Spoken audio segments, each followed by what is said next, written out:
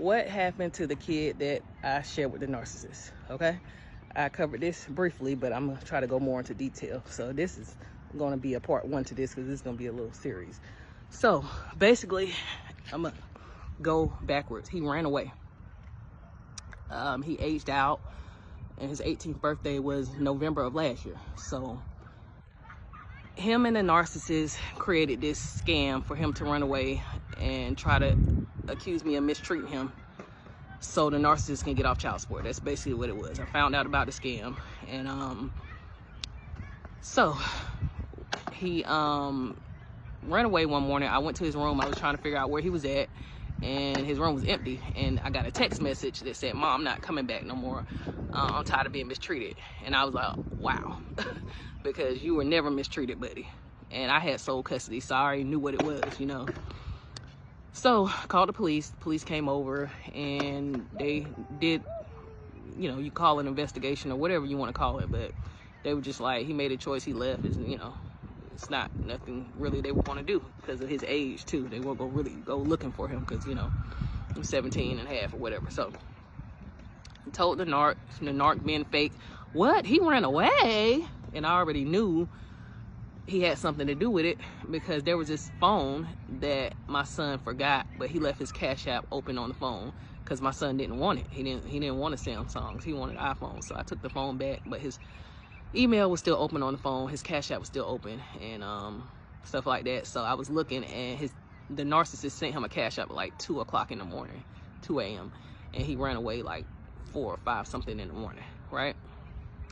So the narcissist filed a motion for court. Interesting enough, right? And he filed a motion for child support. You know the game. Get a decrease or get off child support because your son is missing, right? So that's how low and cowardly they are, right? So that's pretty much how my case ended. I had got sole custody about in 2022 because another setup that my son and the narcissist came up to try to like get me to lose custody. My son went through my cell phone while I was asleep. Just went through my cell phone one night, came in my room and tried to find something. And he was taking screenshots and stuff to try to help his dad in court. And I found out about it because he was on punishment, and we heard him talking in his room. We was like, how's he talking? He don't have any phone. So we went into his room, me and my husband the one that found the phone. He was like, what is this? Like, cause you already have a phone and your phone is on the kitchen counter. Like, what is this new phone? So we went into this phone, and this came from the narcissist's house. And it was just showing screenshots, inappropriate conversation, that their inappropriate relationship. They just had like they just have a really inappropriate father-son relationship. The narcissist is dumb enough to give him his old cell phone. The narcissist is having sex in his phone, doing drugs, got drug plants, all this crazy stuff. And basically manipulated my son and just turned him into his enabler. And it's just what it was. So took it to court, and I got sole custody because of that. I'm trying to, if that makes sense to you guys. The judge was like, whoa. So the grounds was just drug issues. He always smelled like weed when he came back from his daddy, and I suspect he was smoking weed and stuff with the narcissist. Like, it's just really crazy, guys. So anyways, my son, very disrespectful kid, disrespectful in school. He's always had trouble in school, always got written up, always got suspensions every single school year since school started, kindergarten. So he was in special education, had an IEP, and basically, you know, nothing would get better. We put him in therapy, and therapy sessions would end like you know, you'd do like a year, and then, you know, they would close the session and work on goals, and then you sign up for therapy again. So they usually give you about a year through your insurance and all that, and then like that's it, and then you can go again like after another year if you want. So altogether he did like 4 years of therapy, my son. He wasn't trying to change. He always blamed his behaviors on the teachers. He would say very selfish things like, the teachers always worried about me in school, they should be focused on other kids. I'm not the only one acting, I'm not the only one talking.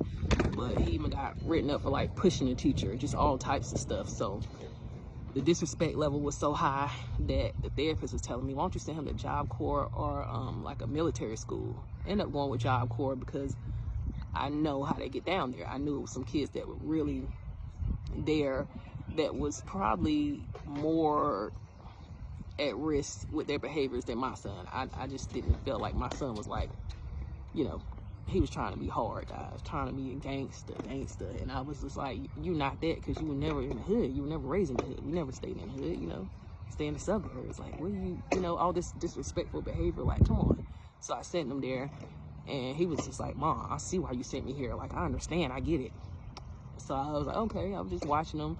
And the school would call me sometime and telling me, because he got in a little trouble at Job Corps. Not fighting or nothing, but just sleeping in class, not really listening to them. He was disrespectful towards the women. He was disrespectful towards women staff, women teachers, females, me, you know, anybody that's a woman. So he's picking up a lot of his narcissistic traits from his father, right? Narcissists are abusive. They hate women. So the teachers would call me and let me know he did this, he did that, da-da-da-da-da.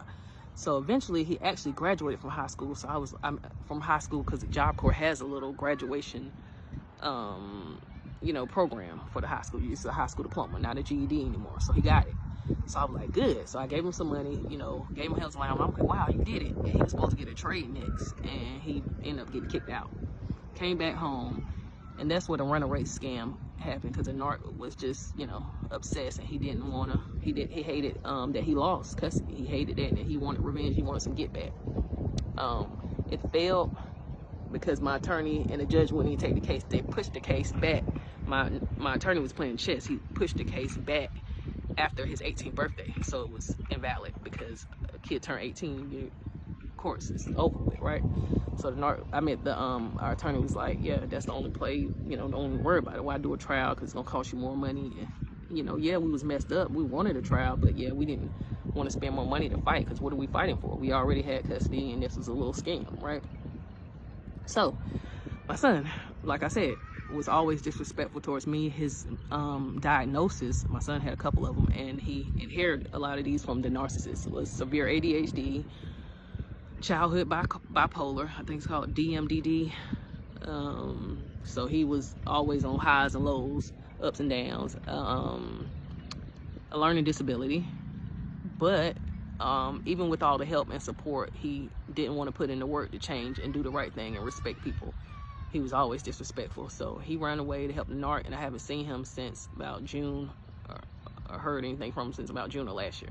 Now, I did see him in court with the narc, because the narc thought he was going to get a trial, but my attorney and the judge already was like, you know, is this what you want? You want to just go ahead and just, you know, be done with this? I said, yeah, I'm done, you know, because I went to court with him for 18 years. So I didn't want to, me and my husband didn't want to pay any more money to put in the legal system. If you understand what I'm saying. We could have ate the narc up in court, because we knew he had planned with my son to do a runaway scam, so he can say that I mistreated him with no evidence, and to get off child support. But they were just like, you really want to go through that? And I was like, no. So they just pushed it past his 18th birthday to make the court, you know, to make it invalid. So it was no trial. We were done with the family court system. So we're done. The narc has turned him against me, and, you know, he has become the narcissist enabler. He has never said anything bad about the narcissist. This is my little baby boy right here. Chad, say hey. Come here, say hey. Come here, say hey. Come here, we at the park. Come here, Chad, say hey. Look, bub. Look, bub, say hey. Look, you gonna say hey? Give me a kiss. Yeah, this is my little baby boy right here. But that's what happened. Sometimes the narc will be successful in turning your kid against you, and they will become an enabler to the narcissist, and nothing you could do. I did the right thing. I raised them all these years, and I know a lot of you asked me. Actually, I'm gonna go to part 2.